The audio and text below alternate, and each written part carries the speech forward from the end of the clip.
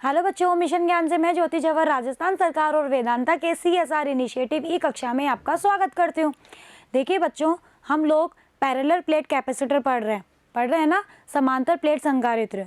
और समांतर प्लेट संधारित्र की धारिता हम लोग फाइंड आउट कर चुके हैं। आज भी हम यही काम करेंगे।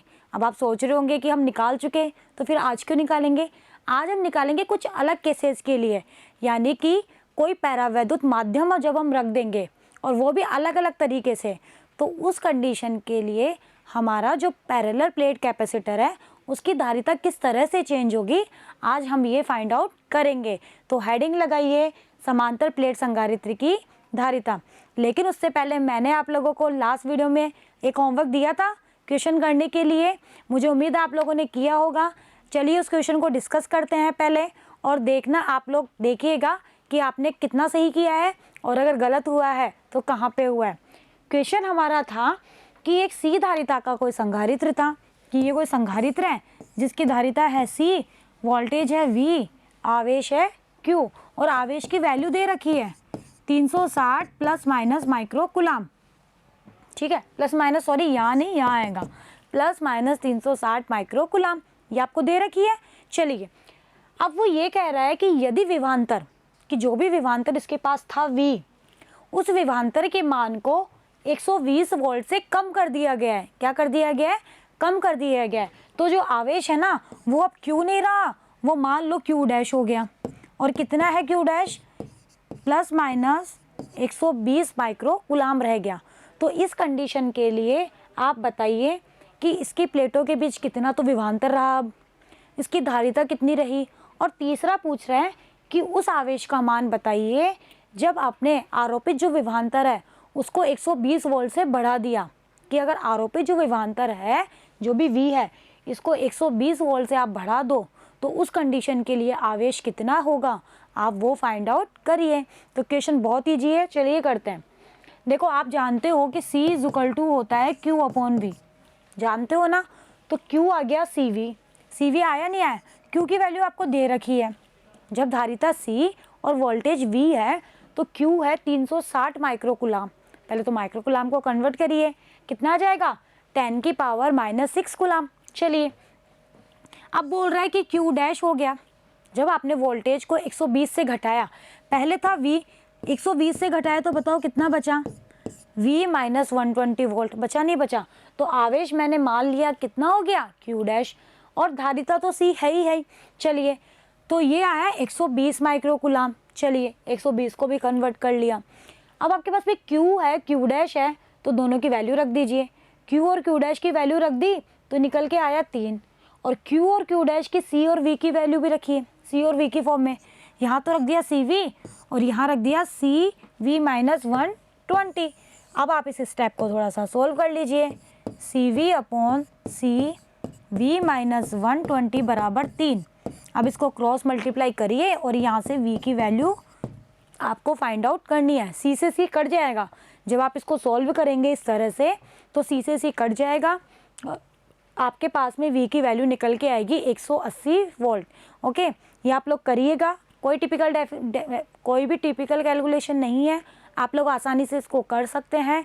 कैलकुलेशन खुद से सॉल्व करिए, कैलकुलेटर बिल्कुल यूज़ नहीं करना है। ओके चलिए, अब वोल्टेज तो हमने निकाल लिया कि भाई इतना वोल्टेज रह गया, कितना? 180 वोल्टेज आ गया। अब देखो आपको क्या पूछा है, धारिता भी पूछा है। आपको पता है कि CV आपको दे रखा है, CV जो होता है वो Q के बराबर, और Q की वैल्यू आपको गिवन है। अब आपको C की वैल्यू चाहिए तो आपको V की वैल्यू चाहिए थी ना भाई। V तो हम निकाल चुके हैं 180, तो बस यहाँ से C की वैल्यू निकल जाएगी। कितनी आएगी? 2 माइक्रो फैरड। ये फैरड होता है ना धारिता का मात्रक, हमने बताया था। चलिए दूसरा भी सॉल्व हो गया। तीसरा क्वेश्चन वो ये बोल रहा है कि जो भी वोल्टेज था V, अब उसको 120 वोल्ट बढ़ा दो तो कितना कर दो? V plus 120। तो उस कंडीशन के लिए बताओ कि आवेश कितना होगा। मान लो Q डबल डैश है, C तो एज इट इज रहेगा। चलिए अब देखो V की वैल्यू कितनी है? 180। C की वैल्यू आप फाइंड आउट कर चुके हो, तो ये सारी वैल्यू जब आप रखोगे तो Q डैश कितना आएगा, सॉरी Q डबल डैश कितना आएगा? 600 माइक्रो कूलाम। ओके, तो क्वेश्चन इजी था, बिल्कुल भी टिपिकल नहीं था, बस आपको थोड़ा सा दिमाग लगाते हुए करना था। यहाँ पे सी चेंज नहीं होगा, कहीं आप सी को भी चेंज कर दोगे, वोल्टेज चेंज हो रहा है, नहीं, यहाँ पे आपको सी को चेंज नहीं करना था, सिर्फ वोल्टेज की वैल्यू को चेंज करते हुए आपको ये सब कुछ फाइंड आउट करना था। चलिए अब हम लोग आते हैं हमारे आज के डेरिवेशन पे। आज का जो हमारा डेरिवेशन है उसमें हम 3 आर्टिकल्स करेंगे। ओके बच्चों, पहला आर्टिकल हम करेंगे कि हम पैरावैद्युत माध्यम लेंगे लेकिन उसको कम्प्लीटली फिल करेंगे, कि जो भी हम समांतर प्लेट संधारित्र ले रहे हैं उसमें पूरी तरह से इसको फिल करेंगे। जैसे कोई कागज़ है, मोम है, एबोनाइट है, कुछ भी हम ले रहे हैं उसको पूरी तरह से उसमें फिल करेंगे, कहीं भी वायु नहीं होनी चाहिए। तो उस कंडीशन के लिए धारिता कितनी होगी वो फाइंड आउट करेंगे। फिर जब हम दूसरा आर्टिकल करेंगे तो उसमें हम करेंगे कि अब की बार हम पूरा फिल नहीं करेंगे, अब की बार हम इसमें थोड़ा सा ही फिल करेंगे। कोई टी मोटा है, कई पैरावैद्युत माध्यम इसमें लेंगे, बाकी के पार्ट में एयर रहेगी, वो करेंगे। तीसरा केस हम करेंगे कि जब हम इसमें अलग अलग मोटाई के और अलग अलग पैरावैद्युतांक वाले माध्यम लेंगे, यानी कि अब एक एप्सिलॉन R1 ले लेंगे जिसकी मोटाई है T1 और एप्सिलॉन R1, दूसरा एप्सिलॉन R2 जिसकी मोटाई है T2, इस तरह से डॉट डॉट डॉट Tn। ठीक है, तो ये 3 केसेस के लिए आज हम अपनी धारिता फाइंड आउट करेंगे। तो आज का पहला आर्टिकल हम करते हैं समांतर प्लेट संधारित्र की धारिता, जबकि प्लेटों के मध्य पैरावैद्युत जो पदार्थ है वो पूरी तरह भरा हुआ है। तो ये जो आपको दिखाई दे रहा है पर्पल कलर में, ये है आपका पैरावैद्युत माध्यम जो पूरी तरह से फिल है, यानी कि इस पैरावैद्युत माध्यम की मोटाई प्लेटों के बीच की दूरी के बराबर है, T बराबर D है, और इसका पैरावैद्युतांक है एप्सिलॉन R। ठीक है, इसकी वजह से जो भी इलेक्ट्रिक फील्ड होगा उसको मैंने EP कह दिया। इन दोनों चालक प्लेट्स की वजह से जो E है उसको मैंने E0 कह दिया। ये सब चीज़ें हम पढ़ चुके हैं ना लास्ट वीडियो में। ठीक है, अब देखिए चित्रानुसार संधारित्र की प्लेटों का क्षेत्रफल हमने A मान लिया, उनके बीच की दूरी को हमने D मान लिया, और इनके मध्य हमने एप्सिलॉन R पैरावैद्युतांक वाला पूरी तरह से एक माध्यम भर दिया है। प्लेटों के मध्य परिणामी विद्युत क्षेत्र हम लास्ट वीडियो में भी डिस्कस कर चुके हैं कि एक तो होगा E0 जो प्लेट्स की वजह से लग रहा है, और एक आएगा EP जो इस E0 के विपरीत दिशा में होगा। और ये किसकी वजह से आया था? दुर्वण की वजह से आया था ना। तो ये आ गया E जो होता है वो सिग्मा अपॉन एप्सिलॉन नॉट होता है, EP होता है सिग्मा P अपॉन एप्सिलॉन। तो यहाँ से E कितना आ गया? Sigma minus sigma P upon epsilon not. ये हम लास्ट वीडियो में कम्प्लीटली डिस्कस कर चुके हैं। जिन बच्चों ने वो वीडियो नहीं देखा है आप वो वीडियो ज़रूर देखिए, वहाँ से आपको ये आसानी से समझ में आ जाएगा। अब देखो हम क्या जानते हैं कि हमारा पैरावैद्युतांक माध्यम में जो इलेक्ट्रिक फील्ड होता है वो निर्वात का 1 अपॉन एप्सिलॉन R गुना होता है। ये हम बहुत बार पढ़ चुके हैं। चलिए E0 की वैल्यू होती है सिग्मा अपॉन एप्सिलॉन नॉट, रख दी, तो हमारे पास में E आ गया इतना माध्यम में। अब पोटेंशियल जो होता है या पोटेंशियल जो डिफरेंस होता है V, वो हम जानते हैं E इंटू डी होता है ना भाई। हमें धारिता निकालनी है और धारिता होती है Q अपॉन V, यानी कि हमें V चाहिए। V कहता है कि V जो होता है वो E इंटू डी होता है। V कहता है मेरे को फाइंड आउट करना है तो आप E ले आओ, D तो आपको पता ही है। चलिए E हम ले आए, तो यहाँ पे मैंने वैल्यू रख दी। सिग्मा भी हम जानते हैं, सिग्मा क्या होता है? पृष्ठ आवेश घनत्व, जो क्या होता है? Q upon A। ये सब हम पढ़ चुके हैं। तो Q अपॉन A, ये वैल्यू उठा के यहाँ पे रख दी, तो ये आ गया हमारा E आ गया Q upon A epsilon naught epsilon R।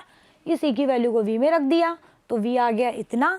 धारिता क्या होती है? Q अपॉन V, तो यहाँ वैल्यू रख दी V की, तो Q से Q कट गया, तो ये आ गया A epsilon naught epsilon R upon D। अब A epsilon naught upon D बताइए क्या होता है? हमने लास्ट वीडियो में पढ़ा है कि ये निर्वात की धारिता होती है, होती नहीं होती है। यहाँ हमने इसको C0 कह दिया, C0 मतलब निर्वात की धारिता। तो C इज इक्वल टू आ गया C0 एप्सिलॉन R। तो अब बताओ इस रिजल्ट को देख के आपको कुछ समझ में आया कि हम जो कर रहे हैं क्या वो हमारे फ़ायदे के लिए है या नहीं? भाई हमें कुल मिला के धारिता बढ़ानी है। हमारा मेन मोटिव क्या है कि हमें धारिता को बढ़ाना है। धारिता बढ़ेगी तभी तो हमने संधारित्र बनाया है। अब देखो यहाँ क्या धारिता बढ़ रही है? ऑब्वियसली बढ़ रही है। क्यों? क्योंकि ये एप्सिलॉन R गुना हो रही है निर्वात की, यानी कि पैरावैद्युत माध्यम अगर हम रख देते हैं तो हमारी जो धारिता होती है वो निर्वात की एप्सिलॉन R गुना हो जाती है, यानी कि धारिता हमारी बढ़ रही है पैरावैद्युत माध्यम यूज़ करने पर। ओके, तो स्पष्ट है कि कि समांतर प्लेट संधारित्र पीपीसी, इसका मतलब है पैरेलल प्लेट कैपेसिटर की प्लेटों के मध्य पूर्ण परावैद्युत माध्यम भरा हुआ हो तो संधारित्र की जो धारिता होती है वो एप्सिलॉन आर गुना हो जाती है। ओके, और विभवांतर, जितनी धारिता बढ़ेगी उतना विभवांतर घटेगा, क्योंकि C is equal to Q upon V, तो विभवांतर एप्सिलॉन आर गुना कम हो जाता है। चलिए अब करते हैं हमारा सेकंड आर्टिकल कि भाई अब हमें पूरी तरह फिल नहीं करना है, हमें तो एक छोटा सा पैरावैद्युतांक माध्यम भरना है जिसकी मोटाई है डी टी, जिसका इलेक्ट्रिक फील्ड है ई और जिसका पैरावैद्युतांक है एप्सिलॉन आर, और बाकी के जो एरिया आपको दिख रहा है ये जो ब्लैंक ब्लैंक सा वो है आपका वायु वाला एरिया, और ये डी दूरी है ही। चलिए अब देखो ये कैसे निकालेंगे। माना कि कैपेसिटर की जो प्लेट्स हैं उनके बीच में हमने टी मोटाई और एप्सिलॉन आर पैरावैद्युतांक वाला कोई माध्यम भर दिया। अब देखो आपको डायग्राम से ये नज़र आ रहा है कि डी ज़्यादा है और टी कम है, ऑब्वियसली है, ये देखिए डायग्राम में डी ज़्यादा है और टी कम है। अब देखो कैसे निकालेंगे, हमें क्या करना है, हम पहले ये फाइंड आउट करेंगे कि जो पैरेलल प्लेट कैपेसिटर है उसकी कितनी दूरी में या कितनी मोटाई में तो हमारी वायु है और कितनी मोटाई में हमारा माध्यम है। तो टी मोटाई में तो हमारा माध्यम है, लेकिन वायु कितने में है, डी माइनस टी। क्यों? क्योंकि ये टी मोटाई का माध्यम अगर आप हटा दो इसमें से डी में से, तो बताओ आपको ये वायु वाला एरिया मिलेगा नहीं मिलेगा? मिलेगा ना। तो आपको कुल वोल्टेज जो होगा वो क्या होगा कि वायु में कितना वोल्टेज है वो प्लस माध्यम में कितना है वो, और जो वोल्टेज होता है या जो हमारा पोटेंशियल होता है, वोल्टेज नहीं सॉरी पोटेंशियल जो होता है हमारा वो कितना होता है, वी होता है ई इंटू डी, होता है नहीं होता? हमारा जो पोटेंशियल होता है वो वी जो होता है ई इंटू डी। अब आपको ये निकालना है कि वायु में कितना पोटेंशियल है प्लस माध्यम में कितना है। पहले वायु के लिए करते हैं, वायु में हमारा इलेक्ट्रिक फील्ड कितना है, ई नोट हम मान के चल रहे हैं, और बताओ वायु कितने एरिया में है, डी माइनस टी एरिया में। समझ में आया? चलिए प्लस माध्यम में हमारा इलेक्ट्रिक फील्ड कितना है, ई, और मोटाई कितनी है, टी। ये चीज़ समझ में आई। अब हम क्या जानते हैं, हम एक चीज़ और जानते हैं, वो क्या कि हमारा माध्यम में जो इलेक्ट्रिक फील्ड होता है वो निर्वात का 1/एप्सिलॉन गुना होता है। ये चीज़ हम बहुत बार पढ़ चुके हैं ना। तो बस ये ई की वैल्यू यहाँ रख दीजिए, रख दी। अब इसमें से क्या कॉमन आ गया, ई नॉट, तो क्या बचा, D minus T plus T upon epsilon R. E naught कितना होता है, सिग्मा अपॉन एप्सिलॉन नॉट, और सिग्मा कितना होता है, क्यू अपॉन ए। बस ये वैल्यू यहाँ पे पुट कर दीजिए तो आपके पास में वी आ जाएगा। कितना आएगा, वी आएगा Q upon A epsilon nought D minus T plus T upon epsilon R. आ गया यहाँ तक। जब हमारे पास में वी आ गया तो धारिता निकालना तो बहुत आसान, क्या होती है, क्यू अपॉन वी। अब की बार मैंने धारिता को सी डैश कह दिया, ठीक है, क्या कहा है मैंने, सी डैश, तो सी डैश आ गई, क्यू अपॉन वी की वैल्यू पुट कर दी, क्यू से क्यू कट गया, ये ऊपर चला गया, तो सी डैश कितनी आ गई बच्चों, ए epsilon naught upon D minus T. अब देखो इसमें से ये टी कॉमन ले लिया, जब ये टी कॉमन ले गया और माइनस भी कॉमन ले लिया तो देखो क्या बचा, टी कॉमन लिया तो 1 प्लस माइनस माइनस हो गया और 1/एप्सिलॉन आर। तो ये है जब टी मोटाई का माध्यम हमने रखा है तो उस कंडीशन के लिए हमारी धारिता इतनी होती है। फॉर्मूले तो देखो आपको सारे याद करने पड़ेंगे, ठीक है, क्योंकि एग्जाम में जब न्यूमेरिकल्स आते हैं तो वहाँ आपको फॉर्मूले भी पता होने चाहिए। अब हम इसके कुछ केस करते हैं। क्या केस करते हैं, पहला केस सुनिए। पहला केस है कि T बराबर D हो जाए। मतलब क्या, T बराबर D का मतलब है कि जो हम पैरावैद्युतांक ले रहे हैं ना वो पूरी तरह फिल कर दो, तभी तो होगा।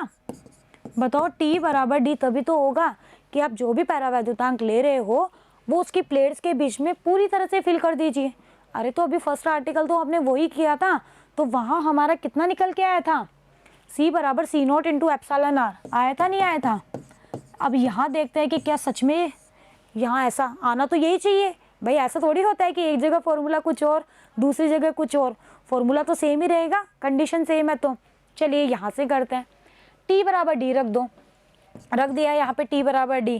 जब आप इसको सॉल्व करोगे D से D कट गया और ये आ गया एप्सिलॉन आर ऊपर चला गया, A epsilon naught epsilon R upon D. A epsilon naught upon D होता है निर्वात की धारिता एप्सिलॉन आर। और बताओ यही चीज़ हमें चाहिए थी या नहीं, कि जब पूरी तरह से पैरावैद्युतांक होता है तो हमारी जो धारिता होती है वो निर्वात की एप्सिलॉन आर गुना हो जाती है। तो सही था ना ये। चलिए दूसरा केस है कि अगर t बराबर 0 हो जाए। t बराबर 0 का मतलब क्या है कि कंप्लीटली निर्वात है, इसमें कंप्लीटली निर्वात है। अब यहाँ पे वायु है, कंप्लीटली निर्वात या वायु है, ठीक है, यहाँ कोई पैरावैद्युतांक नहीं है। तब क्या होगा, तब हमारी धारिता निर्वात की धारिता के तुल्य आनी चाहिए या बराबर आनी चाहिए। करते हैं, जब आप t बराबर 0 रखोगे हमारे फॉर्मूले में, तो देखो ये रहा, t बराबर 0 रखोगे, यहाँ रख दीजिए, तो ये 0 हो गई, तो ये पूरी टर्म 0, तो ये आ गई a epsilon naught upon d। और a epsilon naught upon d तो निर्वात की होती है। तो बताओ जब कंप्लीटली कोई पैरावैद्युतांक नहीं है तो हमारी धारिता कितनी आ रही है, निर्वात की धारिता a epsilon naught upon d। और अब देखो चालक जो पट्टिका होती है, कोई भी जो चालक पट्टिका होती है उसका जो एप्सिलॉन आर होता है, यानी कि उसका जो पैरावैद्युतांक होता है वो इनफाइनाइट होता है। ये आप ध्यान रखिएगा, चालक पट्टिका के लिए उसका पैरावैद्युतांक इनफाइनाइट होता है। तो उस कंडीशन के लिए उसकी धारिता कितनी हो जाती है, a epsilon naught upon d minus T हो जाती है। जहाँ t मोटाई की चालक पट्टिका है, जहाँ t क्या है, कोई भी चालक पट्टी, मतलब यहाँ जो आप पैरावैद्युतांक यूज़ कर रहे हो ना, अगर उसकी जगह आपने कोई t मोटाई की चालक पट्टिका ले ली तो उसके स्टैंडर्ड जो वैल्यू है वो ये है कि इसका पैरावैद्युतांक इनफाइनाइट होता है। तो आप इस फॉर्मूले में एप्सिलॉन आर की जगह इनफाइनाइट रखेंगे, 1 अपॉन इनफाइनाइट 0 हो गया, तो ओनली d माइनस टी बचेगा। बचेगा या नहीं, ये वाला formula 1 upon epsilon R, 1 upon infinite 0, तो d माइनस टी, तो ये कितना आएगा a epsilon naught upon d minus T. कि अगर आपने पैरावैद्युतांक माध्यम की जगह चालक पट्टिका ही रख दी कोई, तो उसका पैरावैद्युतांक हमेशा अनंत होता है, ये हमें पता है। जब हमने पैरावैद्युतांक पढ़े थे तो वहाँ हमने ये चीज़ पढ़ी भी थी। ओके, तो उसके लिए धारिता इतनी होती है।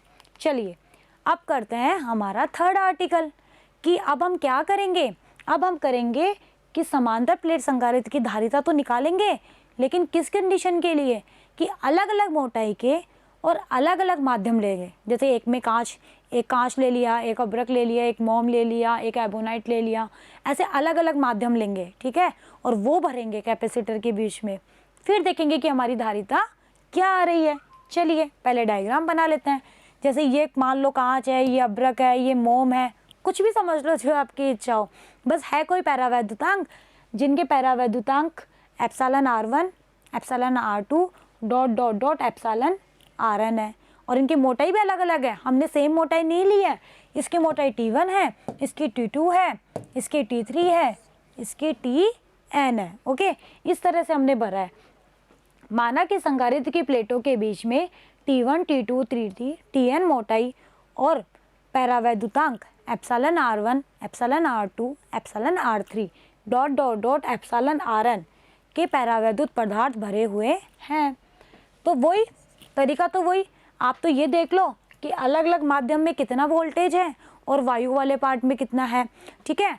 अब देखो अलग अलग माध्यम में हम देखेंगे तो क्या होगा, इस डायग्राम से देखिए, आपको जो ये ब्लैंक दिखाई दे रहा है ना, ये वायु वाला पार्ट है, ये तो वायु वाला पार्ट है। तो ये कैसे निकालोगे, वायु कितने पार्ट में है, T1 plus T2 plus T3 dot dot dot Tn, इन सबको तो जोड़ दो और D में से घटा दो, वो तो हमारा वायु वाला पार्ट आ जाएगा। आएगा नहीं आएगा, तो बस यही किया है हमने। E0 वायु के लिए इलेक्ट्रिक फील्ड, D माइनस इन सबको घटा दिया। आया नहीं आया, पहले वहाँ D माइनस टी कर रहे थे, अब की बार T1 T2 T3 है तो इन सबको कर दिया, प्लस अलग अलग माध्यम में निकालेंगे तो कैसे हो जाएगा, E0 अपॉन एप्सिलॉन R1। ये वैसे ही आया है जैसे मान लो इसका इलेक्ट्रिक फील्ड है E1 और इसकी मोटाई है T1, फिर E1 की वैल्यू को E0 के फॉर्म में क्या लिखोगे, E0 अपॉन एप्सिलॉन R1। तो मैंने यहाँ डायरेक्ट लिख दी क्योंकि लास्ट आर्टिकल में हम इसको करके आ गए ना। चलिए तो लेकिन मेरी बात सुनिए, अगर आपको एग्जाम में सिर्फ ये थर्ड आर्टिकल ही पूछा जाता है तो आप इसको शुरू से करेंगे, ऐसा नहीं कि आपने यहीं से स्टार्ट कर दिया। हम तो कंटिन्यूटी में चल रहे हैं, इसलिए हमने बैक की चीज़ों को वापस नहीं लिखा। लेकिन आप एग्जाम में करोगे तो आपको तो सब कुछ लिखना पड़ेगा ना, तो आप लोग शुरू से करोगे, ये सब चीज़ें इस तरह से लिखोगे कि माना इलेक्ट्रिक फील्ड E1 है, E2 है, E3 है, फिर E1 इतना होगा, E2 इतना होगा, E3 इतना होगा, तो आपको पूरी तरह से करना पड़ेगा, ठीक है। फिर वहाँ आप इस तरह से नहीं कर सकते हो। हम तो यहाँ कंटिन्यूटी में चल रहे हैं इसलिए बार बार नहीं लिख रहे हैं, लेकिन एग्जाम में तो आपसे एक ही आर्टिकल पूछेगा तो आपको उसको तो पूरा सॉल्व करके बताना पड़ेगा। चलिए, तो ये आ गया E0 upon epsilon R1 T1 plus E0 T2 upon epsilon R2 plus dot dot dot E0 Tn upon epsilon Rn। E0 सब में से कॉमन आ गया तो ये स्टेप आ गई। E0 कितना होता है हम जानते हैं, कितना, A epsilon naught upon D, ठीक है। ये होता है सिग्मा अपॉन एप्सिलॉन नॉट। ई जो होता है E0 वो होता है sigma upon epsilon not. Sigma कितना होता है, Q अपॉन A। अब देखो आपको ये पूरा अच्छे से थ्योरी में लिख के बताना पड़ेगा एग्जाम में कि हम जानते हैं कि निर्वात में हमारा जो इलेक्ट्रिक फील्ड होता है वो सिग्मा अपॉन एप्सिलॉन नॉट होता है। दोनों चालक प्लेटों के बीच में जो हमारा इलेक्ट्रिक फील्ड होता है वो कितना होता है, सिग्मा अपॉन एप्सिलॉन नॉट। फिर हम जानते हैं कि पृष्ठीय आवेश घनत्व जो सिग्मा होता है वो Q अपॉन A।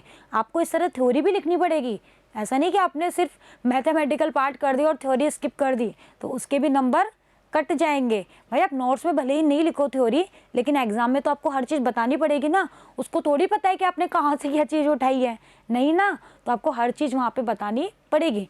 हाँ, ये डेरिवेशन करने की ज़रूरत नहीं है आपको, ये आपको वहाँ पे करने की ज़रूरत नहीं है। वैसे करना चाहो तो हमने 3 लाइन में इसको निकाला भी था कि एक चालक प्लेट की वजह से सिग्मा अपॉन 2 एप्सिलॉन नॉट, दूसरे की वजह से minus sigma 2 upon epsilon not, दोनों विपरीत है तो जुड़ गए तो सिग्मा अपॉन एप्सिलॉन नॉट। ये तो 3-4 लाइन का है, तो आप करना चाहे तो कर भी सकते हैं इसको। ओके, चलिए ये वैल्यू रख दी और ये हमारी ऐसे की ऐसे ही आ गई। अब कितनी बड़ी क्वेश्चन है, तो सी क्या होता है, Q अपॉन V, Q से Q कट जाएगा और C आएगा A epsilon naught upon D minus T1 plus T2 plus dot dot dot Tn plus T1 upon epsilon R1 plus T2 upon epsilon R2 plus dot dot dot Tn upon epsilon Rn। ये आ गया हमारा अलग अलग मोटाई और अलग अलग परावैद्युतांक वाले माध्यम के लिए कैपेसिटेंस। आया समझ में। चलिए अब देखो, इसमें भी हम एक कंडीशन लगा देते हैं। अगर हमारे सारे जो माध्यम है जो भी हमने लिया है उनकी सबकी मोटाई को जोड़ के अगर वो D के बराबर हो जाए तो क्या होगा, तो हमारी C आएगी इतनी। मतलब कहीं वायु नहीं है, वायु कहीं नहीं है, सारे के सारे हमने अलग अलग मोटाई के भर दिए हैं और सब D के बराबर हो गए जुड़ के। तो ये आएगी C dash A epsilon naught upon T1 upon epsilon R1। ये देखिए D माइनस D कट जाएगा तो ओनली ये स्टेप बचेगी, तो कितना आएगा A epsilon naught upon T1 upon epsilon R1 plus T2 upon epsilon R2 dot dot dot plus Tn upon epsilon Rn। अब इसके ऊपर आप क्वेश्चन कैसे आ सकता है वो देखिए।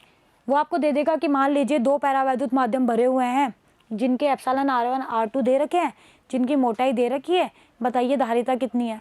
तो आप देखिएगा कि इन तीनों में से वो किस कंडीशन वाला आर्टिकल पूछ रहा है, आपको उसके अकॉर्डिंग ही फॉर्मूला वहाँ पे लगाना है, ठीक है।